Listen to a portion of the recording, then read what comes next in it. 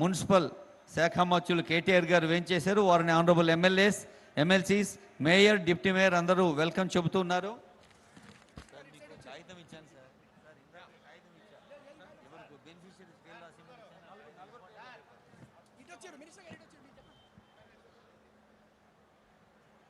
తెలంగాణ రాష్ట్రంలో భారతదేశంలో ఎక్కడా లేని విధంగా అనేక వినూత్నమైన విశిష్టమైన పథకాలు ఒకవైపు,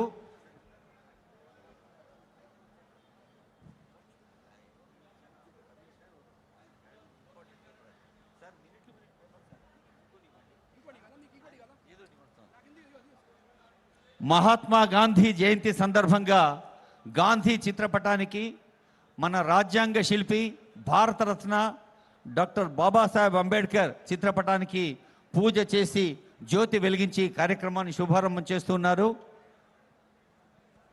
గౌరవనీయులైన మున్సిపల్, ఐటీ, పురపాలక శాఖ మంత్రులు కేటీఆర్ గారికి, గౌరవ మంత్రివర్యులు తలసాని శ్రీనివాస్ యాదవ్ గారికి, ఇంకా ఆనరబుల్ ఎమ్మెల్సీస్, ఎమ్మెల్యేస్, అలాగే రాష్ట్ర స్థాయి అధికారులందరికీ హృదయపూర్వక స్వాగతం పలుకుతూ గాంధీ జయంతి శుభాకాంక్షలు, దళిత బంధు 2వ దశ ప్రారంభ పండుగ శుభాకాంక్షలు.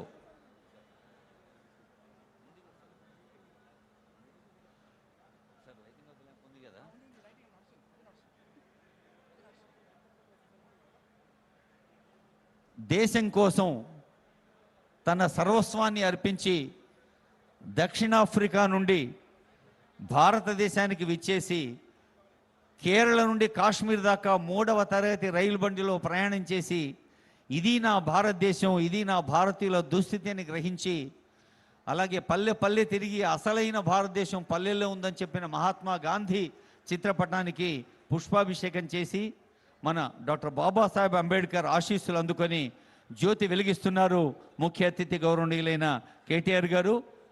ఆ జ్యోతి ఎవరి కోసం? తెలంగాణ ప్రజలందరి కోసం. మీరు ఇక్కడ చప్పట్లు కొడితే తెలంగాణ రాష్ట్రం అంతా ప్రతిధ్వనించాలి. గట్టిగా కరతాళ ధ్వనులతో మీ చప్పట్లే నాదస్వర వాద్యాలుగా, మంగళ వాద్యాలుగా ప్రతి కుటుంబంలో శుభం జరగాలన్న కాంక్షలుగా ప్రతిధ్వనించాలని కోరుతూ దళిత బంధు 2వ దశలో 162 వాహనాల్ని హైదరాబాద్ జలమండలి ఈరోజు ప్రజలకు అంకితం చేస్తోంది.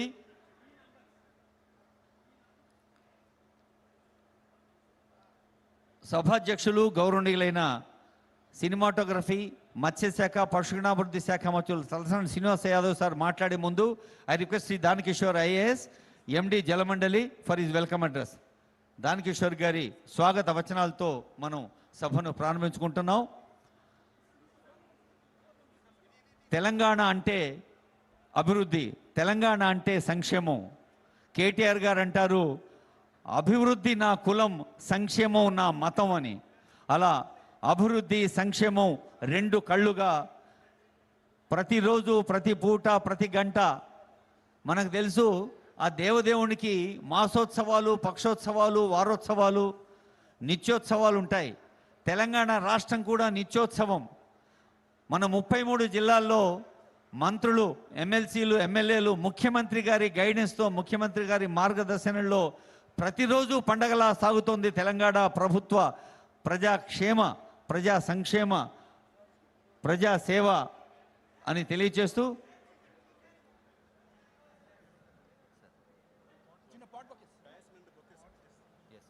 గౌరవనీయులైన ముఖ్య అతిథి కేటీఆర్ గారికి I request Shri Danakishore sir to welcome you with a bouquet. అలాగే ఆనరబుల్ మినిస్టర్ కేటీఆర్ గారు, ఆనరబుల్ మినిస్టర్ శ్రీనివాస్ యాదవ్ గారు, ఆనరబుల్ ఎమ్మెల్సీస్, ఎమ్మెల్యేస్, ప్రజాప్రతినిధులందరూ పాల్గొంటున్నారు. ఈరోజు తెలంగాణ రాష్ట్ర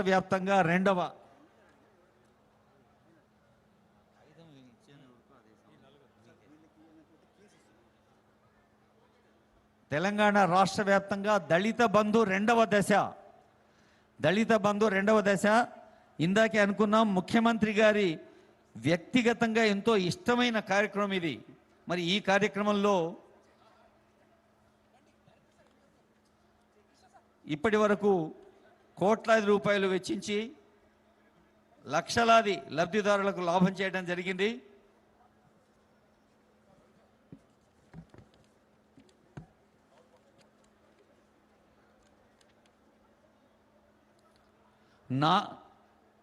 దాదాపు 41,000 యూనిట్స్, రకరకాల యూనిట్స్ ఇందాకే అనుకున్నాం. ఇన్ని రకాల యూనిట్స్తో మరి ఎన్ని కుటుంబాలు లబ్ధి పొందినాయో మనకు తెలుసు. గౌరవనీయులైన ముఖ్య అతిథులకు, విశిష్ట అతిథులకు, గౌరవ అతిథులందరికీ స్వాగతం పలుకుతూ, ముఖ్యమంత్రి గారి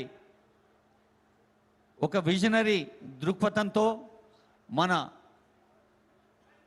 ఎవర్ డైనమిక్ మున్సిపల్ శాఖ మార్చుల మార్గదర్శనంలో జిహెచ్ఎంసీ కానీ, హెచ్ఎండిఏ కానీ, జలమండలి కానీ సాధించిన జాతీయ అంతర్జాతీయ అవార్డుల సంగతి మనకు తెలుసు.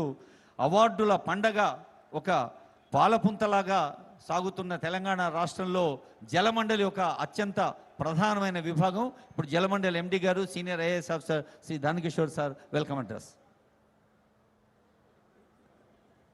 ఈ సభకు ముఖ్య అతిథిగా ఇచ్చేసినటువంటి గౌరవనీయులు మా మంత్రివర్యులు శ్రీ కేటీ రామారావు గారికి, అలాగే ఈనాటి సభకు అధ్యక్షత వహిస్తున్నటువంటి మా మంత్రివర్యులు శ్రీనివాస్ యాదవ్ గారికి, మా special chief secretary Arvind Kumar గారికి, వేదిక మీద ఉన్నటువంటి గౌరవ శాసనసభ్యులకి పేరు పేరున, అలాగే శాసన మండలి సభ్యులకు, కార్పొరేటర్లకు, డిప్యూటీ మేయర్ గారికి, ఎమ్మెల్సీలకు, ఇతర అధికారులకు, ముఖ్యంగా సోషల్ వెల్ఫేర్ డిపార్ట్మెంట్ అధికారులకు, వేదిక మీద ఉన్నటువంటి మా యొక్క జలమండలి అధికారులకు, ముఖ్యంగా ఈరోజు దళిత బంధు ద్వారా మెట్రో వాటర్ బోర్డు నుంచి వెహికల్స్, సిల్ట్ కార్టింగ్ వెహికల్స్ అందుకుంటున్నటువంటి లబ్ధిదారులకు, మీడియా సోదరులకు, ప్రజలకు అందరికీ నా యొక్క నమస్కారం.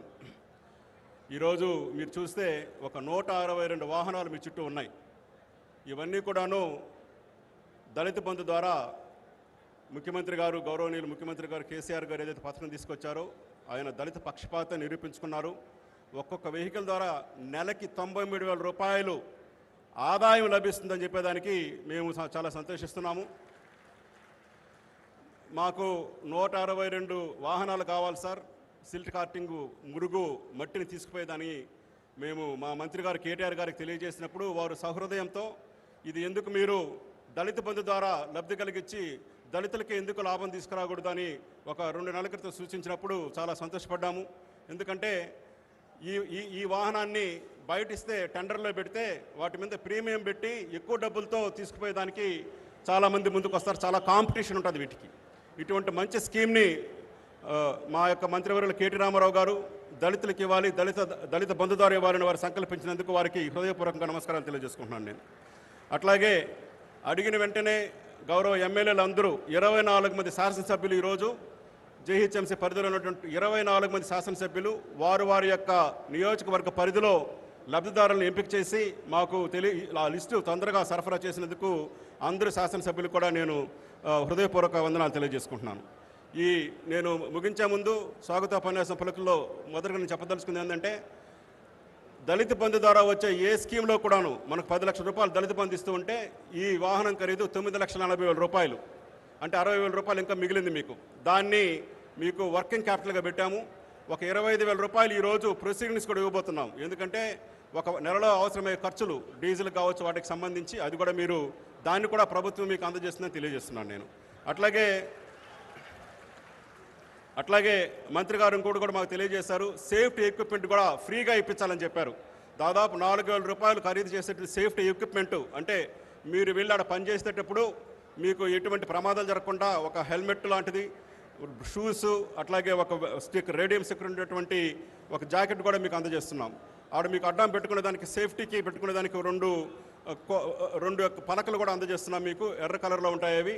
సో దట్ మీకు సార్ ఇప్పుడు వీళ్ళకి మనం ట్రైనింగ్ కూడా ఇవ్వడం జరిగింది. 2 రోజుల పాటు ట్రైనింగ్ ఇచ్చాము. ఈ సభ అయిన తర్వాత మళ్ళీ మా అధికారులతో పరిచయం ఉండి ఈ సిల్ట్ని ఎలా తీసుకొని ట్రైనింగ్ మీకు ఇవ్వడం జరుగుతుంది. ఇప్పుడు గౌరవ శాసనసభ్యులకు, మంత్రి గారికి నేను తెలియజేసేది ఏంటంటే, ఈ వాహనం ద్వారా 1,20,000 రూపాయలు లబ్ధి మీకు వస్తే దాంట్లో డీజిల్కి పోను, వెహికల్ మెయింటెనెన్స్కి పోను, 27,000 రూపాయల డ్రైవర్ జీతం మీకే వస్తుంది. ఇద్దరు వర్కర్లు కావాలి మాకు, 43,000 రూపాయలు మీ కుటుంబ సభ్యులకి వస్తుంది. అది మీకు వాహనం ధర 23,000 వస్తుంది. 93,000 రూపాయలు నెలకంటే ఒక సంవత్సరం లోపలే మీ 10 లక్షల రూపాయలు మీ చేతికి వచ్చేటట్లు ఈ స్కీమ్ని తయారు చేసినందుకు, మాకు డైరెక్షన్ ఇచ్చినందుకు గౌరవ మంత్రివర్యులకు నేను కృతజ్ఞతలు తెలియజేసుకుంటూ ఈ సభా కార్యక్రమాన్ని కొనసాగించవలసిందిగా గౌరవనీయుల మంత్రివర్యులు శ్రీనివాస్ యాదవ్ గారిని కోరుచున్నాను. నమస్కారం. Thank you sir. సభాధ్యక్షులు గౌరవ అమాత్యులు తలసాని శ్రీనివాస్ యాదవ్ గారి సందేశం. చాలా కార్యక్రమాలు ఉన్నాయి కాబట్టి గౌరవ మన మున్సిపల్ మినిస్టర్ గారు మన ముఖ్య అతిథి కేటీఆర్ గారిని మాట్లాడవలసిందిగా కోరుతాను.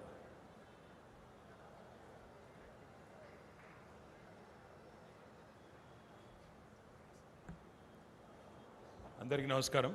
ముందుగా పేరు పేరున అందరికీ కూడా మహాత్మా గాంధీ గారి జయంతి సందర్భంగా అందరికీ కూడా ఆ మహాత్ముడు నేర్పిన బాటలో, ఆ మహాత్ముడు చూపిన బాటలో మన గౌరవ ముఖ్యమంత్రి గారు ఈరోజు కులాలకు మతాలకు అతీతంగా ఒక శాంతియుత పద్ధతుల్లో తెలంగాణ రాష్ట్రాన్ని సాధించడమే కాదు, సాధించుకున్న ఈ రాష్ట్రంలో అందరం కూడా కలిసికట్టుగా ఎలాంటి మత పిచ్చి కానీ ఎలాంటి మతపరమైన ఘర్షణలు కానీ లేకుండా చాలా అద్భుతంగా ఈ రాష్ట్రాన్ని ముందుకు తీసుకొని పోతున్న గౌరవ ముఖ్యమంత్రి కేసీఆర్ గారికి, అదేవిధంగా గౌరవనీయులైన వేదికపైన ఆసీనులైన పెద్దలు మంత్రివర్యులు శ్రీనివాస్ యాదవ్ గారికి, స్థానిక శాసనసభ్యులు దానం నాగేందర్ గారు, అదేవిధంగా గౌరవనీయులైన ఎస్సీ కార్పొరేషన్ చైర్మన్ గారు శ్రీ నరోత్తమ్ గారు, శాసన మండలిలో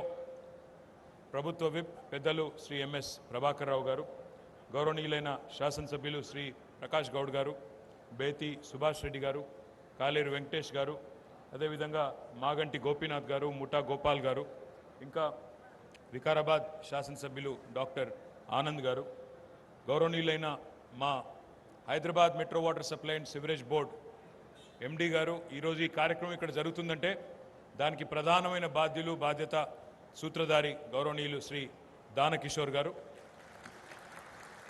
గౌరవనీయులైన మా జిహెచ్ఎంసి కమిషనర్ గారు శ్రీ రొనాల్డ్ రాస్ గారు, అదేవిధంగా వేదికపైన ఉన్న మా special chief secretary Shri Arvind Kumar గారు, మా గౌరవ శాసనసభ్యులు పెద్దలు పాషా ఖాద్రి గారు, మా ముదోల్ శాసనసభ్యులు శ్రీ విఠల్ రెడ్డి గారు, వేదికపైన ఆసీనులైన గౌరవనీయులైన కార్పొరేటర్లకి, మా డిప్యూటీ మేయర్ గారికి, పేరు పేరున అధికారులందరికీ, మా హెచ్ఎండబ్ల్యూఎస్ ఈడీ గారికి, అదేవిధంగా అందరూ డైరెక్టర్లకి, జనరల్ మేనేజర్లకి, పేరు పేరున హైదరాబాద్ నగరాన్ని పరిశుభ్రంగా ఉంచుతున్న ప్రతి ఒక్కరికి హృదయపూర్వకంగా నమస్కారాలు తెలియజేసుకుంటూ, భారతదేశానికి స్వాతంత్రం వచ్చి 76 సంవత్సరాలు అయితే ఈ 76 సంవత్సరాల్లో దళితుల కోసం ఇంత ధైర్యంగా, ఇంత ఓపెన్గా, ఇంత ధైర్యంగా ఎవరు ఏమనుకుంటారు అనే ఒక రెండో ఆలోచన కూడా లేకుండా దళితుల ఉద్ధరణ కోసం తీసుకొచ్చిన ఒక విప్లవాత్మకమైన పథకం దళిత బంధు. గౌరవ ముఖ్యమంత్రి గారు తీసుకొచ్చిన పథకం, కేసీఆర్ గారు తీసుకొచ్చిన పథకం అని చెప్పక తప్పదు. ఇదే వేదికగా ఎక్కడో కాదు, డాక్టర్ బాబాసాహెబ్ బిఆర్ అంబేద్కర్ గారి విగ్రహాన్ని, మొత్తం ప్రపంచంలోనే అతిపెద్దదైన విగ్రహాన్ని ఇక్కడే ఆవిష్కరించినప్పుడు ముఖ్యమంత్రి గారు స్పష్టంగా చెప్పారు, మాకు కులాలు మతాలు అనే తారతమ్యం లేదు, అందరూ ఒకటే. కానీ పేదరికమే గీటురాయిగా తీసుకున్నప్పుడు తప్పకుండా ఈరోజు ఏ గ్రామానికి పోయినా, ఏ పట్టణానికి పోయినా అత్యంత వెనుకబడ్డ వాళ్ళు, అత్యంత ఈరోజు పేదరికంలో ఉన్న వాళ్ళు ఎవరు అని చూస్తే తప్పకుండా దళితులే ఉంటారు. అందుకే దళితుల ఉద్ధరణ కోసమే ఈ దళిత బంధు అనే మాట ముఖ్యమంత్రి గారు చెప్పినారు. ఇట్లాంటి కార్యక్రమం తీసుకోవాలంటే అల్లాటప్ప నాయకులతో కాదు, ఇట్లాంటి కార్యక్రమం తీసుకోవాలంటే కేసీఆర్ గారు లాంటి దమ్ము, దక్షత, ధైర్యం ఉన్న నాయకుల వల్ల అవుతుంది తప్ప మిగతా వాళ్ళ వల్ల కాదు. ఈరోజు నాకు చాలా చాలా సంతోషంగా ఉంది. గాంధీ జయంతి సందర్భంగా ఇవాళ కొంతమంది నాయకులేమో ఢిల్లీలో కూర్చొని నినాదాలు ఇస్తూ ఉన్నారు, స్వచ్ఛ భారత్, స్వచ్ఛ ఇది, స్వచ్ఛ అది అని. కానీ దానికి తగ్గ కార్యాచరణ ఉండదు. ఫోటోలు దిగడానికి, అక్కడక్కడ గాంధీ గారిని పేరుకు మాత్రం తలుచుకోవడానికి మాత్రమే కార్యక్రమం తప్ప వాస్తవికంగా మాత్రం ఆచరణలో పెద్ద కార్యక్రమం ఉండదు. కానీ ఇవాళ ఆ గాంధీ గారు ఏదైతే చెప్పినారో స్వచ్ఛత గురించి, దాన్ని దృష్టిలో పెట్టుకొని, దాన్ని గమనంలో పెట్టుకొని ఒకవైపు పల్లె ప్రగతి, పట్టణ ప్రగతి లాంటి కార్యక్రమం తీసుకున్నా, స్వచ్ఛ తెలంగాణ లాంటి కార్యక్రమం తీసుకున్నా, అందులో భాగంగా స్వచ్ఛ హైదరాబాద్లో ఈరోజు చాలా చక్కటి కార్యక్రమం మొత్తం ఒక 162 సిల్ట్ కార్టింగ్ వాహనాలను వేరెవరికో మళ్ళీ టెండర్ ద్వారా అప్పగెప్పకుండా ఏ దళిత బంధు లబ్ధిదారులైతే ఈ కార్యక్రమం ద్వారా లబ్ధి పొందబోతా ఉన్నారో వారికే ఆ వాహనాలు కూడా ఇచ్చి మళ్ళీ వారితోనే ఒక అరేంజ్మెంట్ హెచ్ఎండబ్ల్యూఎస్కు చేసి నెల నెల మీరు తప్పకుండా బ్రహ్మాండమైన లాభాలు ఆర్జించే విధంగా ఈ కార్యక్రమాన్ని రూపొందించినందుకు మా హెచ్ఎండబ్ల్యూఎస్ ఎండి గారికి, ఈడీ గారికి, హెచ్ఎండబ్ల్యూఎస్ సిబ్బంది మొత్తానికి నేను హృదయపూర్వకంగా అభినందనలు తెలియజేస్తా ఉన్నాను. వారికి గట్టిగా చప్పట్లతో మీరు కూడా అభినందనలు చెప్పాలని చెప్పి కూడా నేను కోరుతా ఉన్నాను. నిజంగా కూడా ఎవరు కోరుకోరు మేము పారిశుద్ధ్య నిర్వహణలో పని చేయాలి అని స్వచ్ఛందంగా ఎవరు కోరుకొని రారు అట్లాంటి కార్యక్రమాలకి. కానీ ఆ కార్యక్రమం చేసే వాళ్ళ గురించి నిజానికి ఎవరు ఆలోచించరు. కానీ మొట్టమొదటి ముఖ్యమంత్రి బహుశా భారతదేశంలో సఫాయి అన్నా నీకు సలాం అన్నా అని చెప్పిన మొట్టమొదటి ముఖ్యమంత్రి కేసీఆర్ గారు. ఈరోజు అట్లాంటి కేసీఆర్ గారి నాయకత్వంలో మరి జిహెచ్ఎంసీలో పనిచేసే పారిశుద్ధ్య సిబ్బందికి ఇప్పటికే 3 సార్లు జీతాలు పెంచుకున్నాం. వారిని కూడా కడుపులో పెట్టుకొని చూసుకుంటున్నాం. అదేవిధంగా హెచ్ఎండబ్ల్యూఎస్లో ఉండే సిబ్బందికి కూడా మరి ఈరోజు పిఆర్సీ వర్తింపజేసినాం. ఎన్నో రకాలుగా వారికి కూడా కార్యక్రమాలు చేస్తూ ఉన్నాం. దాంతోపాటు ఇవాళ హైదరాబాద్ నగరాన్ని అదేవిధంగా రాష్ట్రంలోని అన్ని పట్టణాలని పరిశుభ్రంగా ఉంచాలి అంటే మానవ ప్రయత్నంతో పాటు ఆధునికమైన యంత్రాలు కూడా ఉండాలి అన్న ఉద్దేశంతో ఈ సిల్ట్ కార్టింగ్ వెహికల్స్ కానీ అదేవిధంగా ఎయిర్ జెట్ మెషిన్స్ కానీ అదేవిధంగా ఇతరత్ర సామాగ్రి కానీ మనం 2014 నుంచి చాలా పెద్ద ఎత్తున వాటన్నిటిని కూడా ఇన్వాల్వ్ చేసుకున్నాం. ఈరోజు ఇక్కడ మన ముందు హైదరాబాద్లో 88 మంది లబ్ధిదారులు, రంగారెడ్డి జిల్లాలో 35 మంది, మేడ్చల్ మల్కాజ్గిరిలో 37 మంది, సంగారెడ్డిలో 2, మొత్తం కలిపి 162 మంది లబ్ధిదారులకి ఈ సిల్ట్ కార్టింగ్ వెహికల్స్ని అందజేసే కార్యక్రమంలో మీరందరూ పాల్పంచుకున్నందుకు మీ అందరికీ ధన్యవాదాలు. ఈ కార్యక్రమం మీరు ఎట్లా జరుగుతుందంటే మరి ప్రతి ఒక్క వాహనానికి జలమండలి ఖచ్చితంగా డైరెక్ట్గా పని కల్పిస్తుంది. చెత్తను తొలగించి నిర్దేశిత స్థానానికి రవాణా చేయడానికి నెలవారీ ప్రాతిపదికన హైర్ ఛార్జెస్ అంటే రెంటల్ ఛార్జెస్ కూడా హెచ్ఎండబ్ల్యూసీ చెల్లిస్తుంది. దాంతోపాటు లేబర్ కానీ మెయింటెనెన్స్ కానీ అది కూడా తప్పకుండా హెచ్ఎండబ్ల్యూసీ డైరెక్ట్గా చెల్లిస్తుంది. ఏఎంసీ నిబంధనల ప్రకారం యాన్యువల్ మెయింటెనెన్స్ కాంట్రాక్ట్ నిబంధనల ప్రకారం ఎప్పటికప్పుడు వాహనాలు కండిషన్లో ఉండడానికి కూడా ప్రతి 3 నెలలకు ఒకసారి వాహనాల చెకింగ్ కానీ సర్వీస్ ఛార్జీలను కూడా మరి వాహన నిర్మాణ సంస్థకు కూడా హెచ్ఎండబ్ల్యూఎస్ చెల్లిస్తుంది. ఇందులో ప్రతి వాహనానికి ఒక డ్రైవరు, 2 అసిస్టెంట్లు అంటే ఈ 162 వాహనాలకు గాను మొత్తంగా 500 మందికి ప్రత్యక్షంగా ఉపాధి కూడా దొరుకుతుంది. ఒకవేళ లబ్ధిదారుల కుటుంబ సభ్యులే మరి నడుపుకున్నట్టయితే వారికి సుమారు నెలకు 1,20,000 రూపాయల ఆదాయం కూడా దీనివల్ల వస్తుందనే మాట కూడా నేను మీకు ఈ సందర్భంగా విజ్ఞప్తి చేస్తూ ఉన్నాను. నేను మా అధికారులకు ఎప్పుడు చెప్తా ఉంటాను, అరవింద్ కుమార్ గారికి, మా దానకిషోర్ గారికి, రొనాల్డ్ రాస్ గారికి అందరికీ చెప్తా ఉంటాను, మన కోసం ఇట్లాంటి కార్యక్రమం చేసే మన కార్మికులను కడుపులో పెట్టుకొని చూసుకోవాల్సిన బాధ్యత మన మీద ఉంటుంది. అందుకే మీ సంరక్షణ కోసం, మీ రక్షణ కోసం మరి దాదాపుగా మీరు ధరించే బూట్లు కానీ, యూనిఫామ్ కానీ, హెల్మెట్ కానీ, గ్లవ్స్ కానీ ఇవన్నీ కూడా దాదాపు 3,000 విలువ చేసే సామాగ్రి మొత్తం కూడా జలమండలి స్వయంగా మీకు అందజేస్తుంది. వాహన బీమా కూడా మరి అది కూడా జలమండలి చెల్లించే విధంగా ఒప్పందం కూడా కుదుర్చుకోవడం జరిగింది. మొత్తంగా చూసినట్టయితే 162 వాహనాలకు మొత్తం కలిపితే నెలకు దాదాపు 1,94,40,000 రూపాయలు ఖర్చు అవుతుంది. సంవత్సరానికి 23,33,00,000 రూపాయలు కూడా ఖర్చు అవుతుంది. కానీ నిజంగా కూడా ఇది ఒక మంచి కార్యక్రమం. ఏ రకంగా చూసినా, ఏ రకంగా ఆలోచించినా కూడా చాలా చాలా మంచి కార్యక్రమం. లబ్ధిదారులకు లాభం జరగడంతో పాటు ప్రజలకు కూడా విశేషమైన సేవలు, మంచి సేవలు, పారిశుద్ధ్య సేవలు టైంకి సకాలంలో అందే చక్కటి కార్యక్రమం. మరి ఈ 162 మంది లబ్ధిదారులకి ఈ దళిత బంధు కార్యక్రమం ద్వారా ప్రయోజనం పొందిన రాష్ట్రంలోని వేలాది మందికి హృదయపూర్వకంగా మీ అందరికీ శుభాకాంక్షలు. రాష్ట్రంలోని ఇతర కుటుంబాలు ఏవైతే ఉన్నాయో దళిత కుటుంబాలు, వారికి కూడా నేను విజ్ఞప్తి చేస్తా ఉన్నా. 76 ఏళ్లలో ఏ ముఖ్యమంత్రి కూడా ఇంత బోల్డ్గా, ఇంత దార్శనికంగా, ఇంత ముందు చూపుతో ఆలోచించలేదు. ఇవాళ దళిత బంధు కొన్ని వేల మందికి అందుతూ ఉంది. ఇంకా రావాల్సిన వాళ్ళు లక్షల్లో ఉన్నారు, మాకు తెలుసు. తప్పకుండా మిగతా దళిత కుటుంబాలకు కూడా ఒక్కటిని కూడా వదలకుండా తప్పకుండా అందరికీ కూడా లాభం చేర్చేదాకా ఈ పథకం కొనసాగిస్తామని చెప్పి కూడా మళ్ళొకసారి మీకు తెలియజేస్తూ, ఇవాళ నాకొస్తే తర్వాతి వరుసలో మా పక్కింటి వాళ్లకు, ఆ తర్వాత వరుసలో మా బంధువులకి, మరొకరికి కూడా వస్తుంది అనే ఆలోచన ఉండాలి తప్ప వారికి వచ్చింది నాకెందుకు రాలేదు అనే దుగ్ధ కానీ, అసూయ కానీ ఉండకూడదు.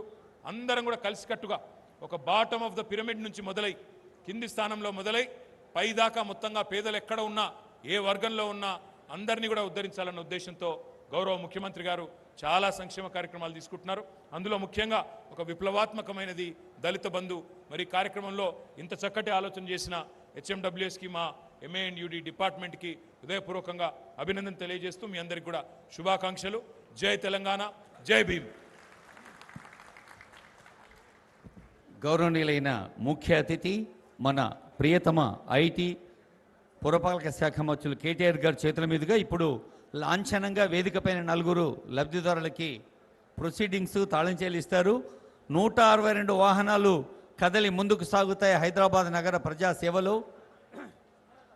హైదరాబాద్ సుమలత, మేడ్చల్ అరుణలత, రంగారెడ్డి చంద్రయ్య, సంగారెడ్డి నాగరాజు గారు. సుమలత గారు, అరుణలత గారు, చంద్రయ్య గారు, నాగరాజు గారు హైదరాబాద్, మేడ్చల్, రంగారెడ్డి, సంగారెడ్డి బెనిఫిషరీస్.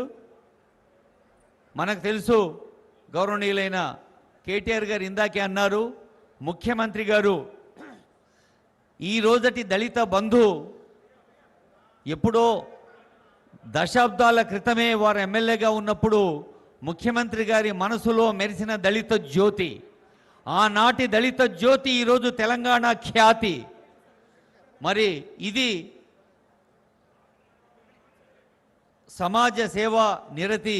మరి ముఖ్యమంత్రి గారు ఒక దార్శనిక దృక్పథంతో ఆలోచించిన దళిత బంధు 2వ దశ ఈరోజు ప్రారంభించి మరి లాంఛనంగా జెండా ఊపి ఇప్పుడు 162 వాహనాలు ప్రారంభిస్తారు. 162 వాహనాలకు డ్రైవర్లు, మిగతా సిబ్బంది. బండి ఒకటే కానీ పనిచేసేటోళ్ళు ముగ్గురే కానీ కుటుంబ సభ్యులు ఒక్కో కుటుంబానికి 4-5 వేసుకున్న 12 నుంచి 15 మంది, ఇలా వందలాది వేలాది మంది కుటుంబ సభ్యులకి ఈరోజు 2వ దశలో హైదరాబాద్ జలమండలి వాటర్ బోర్డు అందజేస్తున్న ప్రత్యక్షంగా ఉపయోగపడే పథకం ఇదైతే.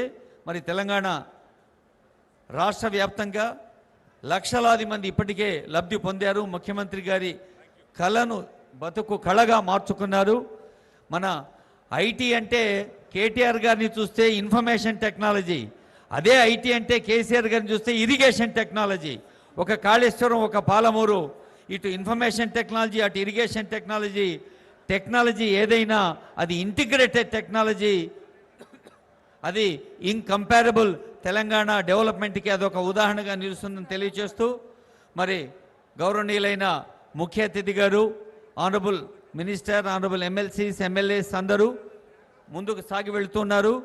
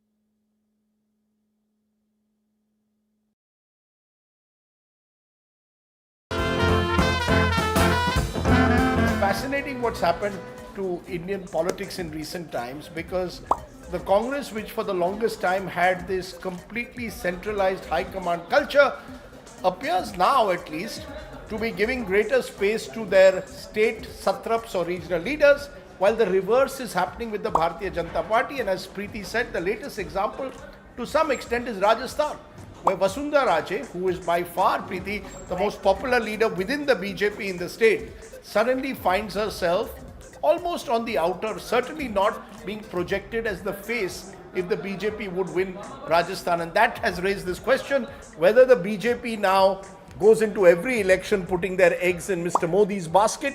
So do they really need even strong regional leaders? It's a tough one, because remember what happened in Karnataka? True. Karnataka, Yediyurappa, again the strongest BJP leader in the state, was pushed to the sidelines, virtually retired and sent into a Margdarshak Mandal. And embraced right at the end, which was too late. That's right. And where the Prime Minister put that pagdi on his head, gave him that Shimoga Airport inauguration, if you remember, where suddenly he was brought back into the limelight, but it was too late by then. And let's be clear, Bommai versus Siddaramaiah was almost a no contest. Mr. Siddaramaiah is a hugely popular leader in Karnataka, which Mr. Bommai, clearly wasn't. So the Congress actually bested the BJP in Karnataka when it came to state politics. Right. Now, that may not happen in all states, but I think if you look at the BJP across the country, barring Yogi Adityanath in UP and Hemanta Biswa Sarma in Assam, I don't see that kind of strong, all-powerful state leader. Even a Shivraj Singh Chauhan in Madhya Pradesh. There was talk a few months ago that he could even be replaced. That hasn't happened. Right. But, this isn't the Shivraj Singh Chauhan clearly of 10 years ago. So I think it's interesting that when you have a strong center, the states weaken and vice versa. The Congress is weaker in the center, and so its state satraps, be it a Bhupesh Baghel or even a Kamal Nath, are finding greater space and autonomy than ever before. It's at a time, when the Congress was running its elections, where the Congress High Command was concerned, because it was strong, which possibly is the BJP is doing now, because the Prime Minister is very strong. To have his face on the ticket has worked till now, till they hit Karnataka. But going back, they've had the likes of what? Arjun Munda, where Jharkhand was concerned. You had an Uma Bharti who was strong. You had strong regional leaders. That's a good example. Yediyurappa is a good example of a sort of BJP strong satrap in a way, someone who could assert himself. Kalyan Singh at his peak in Uttar Pradesh was another example that the BJP had. As I said, Shivraj Singh Chauhan in his early years became a very strong leader. But I'll give you an example on the other side of how things used to be in the Congress party. And I'll start with my home state. When you entered Maharashtra politics to cover it in the late 80s, we were always told the story of Baba Saheb Bhosle. Baba Saheb Bhosle became chief minister, frankly, almost by accident, because the Congress High Command under Indira Gandhi didn't want a strong leader. So various names were considered, and eventually Baba Saheb Bhosle was chosen because he was seen as perhaps the most insignificant in the Congress legislature party. And some of the congressmen, when they heard that it was Baba Saheb Bhosle, which year was this? This was 1980-81. Were desperately ringing Before up. I was born. Yeah, 80s, somewhere in the 80s. Right. And they were desperately ringing up each other to confirm, this is of course pre-mobile era, Baba Saheb Bhosle? Surely not, there must be a mistake. I mean, they even all called up Mr. Bhosle to find out, was it true that he was going to become Well, he probably knew, but it's a bit like what happened. Mr. Gujarat. It's like a bit like what happened with the BJP and Bhupendra Patel. If you remember, when that legislature party meeting was called, Mr. Bhupendra Patel was sitting right at the back in 2021, completely unknowing that he was going to be chosen. Similarly, Baba Saheb Bhosle, picked out of anonymity, didn't last too long as Chief Minister of Maharashtra, because in those days, Indira Gandhi decided. Whoever Mrs. Gandhi decided became the chief minister of the state. And there are numerous examples. The Congress theory was, if A, B, C are fighting, let's choose D. Because A, B, C are the, are the strong guys. We don't want, to deal with them. That's why Ashok Gehlot is the chief minister of Rajasthan. Ashok Gehlot is a bit different, because Ashok Gehlot, I think over time, has emerged as a strong man of Rajasthan, to the point where but he even was the today, most acceptable face at that point of time, that's because everybody else in the Congress was fighting. Look at my home state, one of my home states, Maharashtra, Devendra Fadnavis. became the first Maharashtra Chief Minister to serve a full 5-year term since Vasantrao Naik. And we all thought that Devendra Fadnavis was the future of the BJP. He still may be, but what is he now? Deputy Chief Minister under Eknath Shinde, who was a minister in his government, with Ajit Pawar, whom he was constantly attacking for corruption. So in a way, you've downsized Devendra Cut him to Fadnavis. size. So, politics is very strange that Narendra Modi himself, I mean, the fascinating story about Mr. Modi is in 2001 when he became Chief Minister. He wasn't, it was Keshubhai Patel who was the BJP's strongest leader of Gujarat. And eventually in the month of September, they choose Mr. Modi, who until then for a long time was almost persona non grata for 2-3 years when Keshubhai Patel said, I don't want Mr. Modi in Gujarat. So, and who would have thought, I mean, that the in same... 2012, Keshubhai Patel would float his own party. What happens in a state like, say, a Madhya Pradesh, where maybe it's a strong, smart strategy because there's so much infighting. There is a Shivraj Singh Chauhan who's versus Jyotiraditya Sandhya, who's versus a Narendra Tomar, who's versus a Narottam Mishra. So instead of the infighting, keep it simple, put Modi on the ticket. No, you can put them on the ticket. Eventually, you're going to have to choose who's going to be Chief Minister, right? Kaun banega Mukhyamantri? Same thing with Vasundhara. Right. Vasundhara is quite a lady. I remember, when she was Chief Minister, she went on this, she walked the ramp on a fashion show. Now, Right. a Chief Minister of Rajasthan walking the ramp in a state which has traditionally been seen very male-dominated and patriarchal, it caused a lot of stir. I think the likes of Ghanshyam Tiwari and all couldn't believe it. And they tried to protest. But, Vasundhara held her own. She was very clear. She was the Chief Minister of Rajasthan and she was going to run Rajasthan.